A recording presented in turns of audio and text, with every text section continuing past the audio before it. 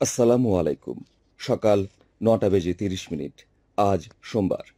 বাংলাদেশ বেতার কক্সবাজার। স্থানীয় খবরে স্বাগত জানাচ্ছি কে এম সানাউল হক। কক্সবাজার শহরের বাঁকখালী নদীর তীরে গড়ে ওঠা অবৈধ স্থাপনা উচ্ছেদ অভিযানে বাধা ও হামলার ঘটনায় আরও একটি মামলা দায়ের করা হয়েছে।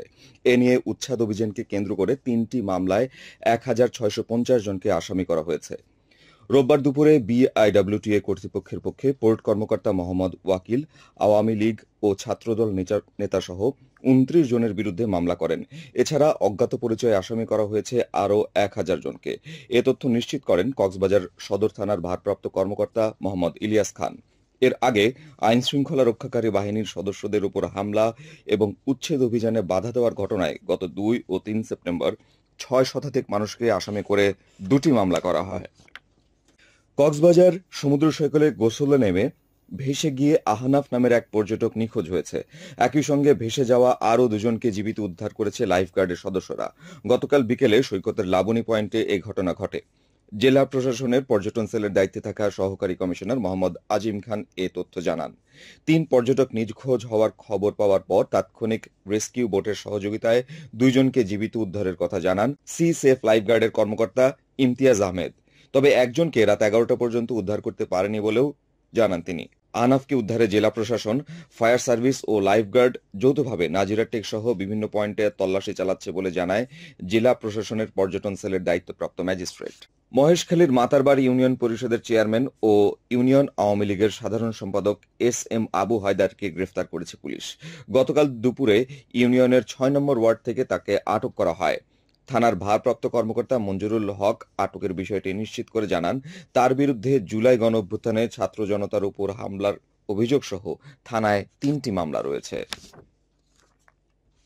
মহেশখালী উপজেলার বড় মহেশখালী ইউনিয়নে গ্রাম আদালত পরিচালনা করা হয়েছে। গতকাল দুপুরে পরিষদ মিলনায়তনে গ্রাম আদালত পরিচালনা করেন স্থানীয় ইউনিয়ন পরিষদের চেয়ারম্যান শাহ আ ম এনায়েতুল্লাহ বাবুল। তিনি জানান, নিয়মিত গ্রাম আদালত পরিচালনার মাধ্যমে স্থানীয় পর্যায়ে ছোটখাটো দেওয়ানি ও ফৌজদারি মামলা দ্রুত নিষ্পত্তি করা গেলে থানায় মামলার জট কমানোর পাশাপাশি বিচার প্রার্থীদের হয়রানি কমে এবং সময় ও অর্থ সাশ্রয় হয়। এ সময় ২৫টি মামলার মধ্যে ৪টি মামলা নিষ্পত্তি, ২টি খারিজ ও সময় প্রদান করা হয়েছে ২টি মামলার। টেকনাফে অভিযানে ৩০,৫০০ গ্রাম স্বর্ণসহ ২ পাচারকারীকে আটক করেছে কোস্টগার্ড। গতকাল বিকেলে সদর ইউনিয়নের কেরুনতলী নামক স্থানে নাফ নদীতে বিশেষ অভিযান পরিচালনা করে এসব স্বর্ণসহ তাদের আটক করা হয়। কোস্ট গার্ডের মিডিয়া কর্মকর্তা লেফটেন্যান্ট কমান্ডার সিয়ামুল হক স্বাক্ষরিত এক সংবাদ বিজ্ঞপ্তিতে বিষয়টি জানানো হয়েছে। তাদের বিরুদ্ধে সংশ্লিষ্ট ধারায় মামলা করে টেকনাফ মডেল থানায় হস্তান্তর করা হয়েছে। এদিকে উখিয়ায় অভিযান চালিয়ে ৮৯,৬০০ পিস ইয়াবার চালানসহ ২ নারীকে গ্রেফতার করেছে র্যাপিড অ্যাকশন ব্যাটালিয়ন র্যাব। এ সময় ইয়াবা বিক্রির ১৬,৭১,০০০ নগদ টাকা উদ্ধার করা হয়। গতকাল সন্ধ্যায় রাজাপালং ইউনিয়নের কুতুপালং এলাকায় এ অভিযান চালানো হয় বলে জানান র্যাব ১৫ এর সহকারী পরিচালক আ ম ফারুক। এ ব্যাপারে মাদকদ্রব্য নিয়ন্ত্রণ আইনে মামলা দায়ের করা হয়েছে বলেও জানান তিনি। খেলার খবর। ফুটবল। ফুটবল মানেই টানটান উত্তেজনা।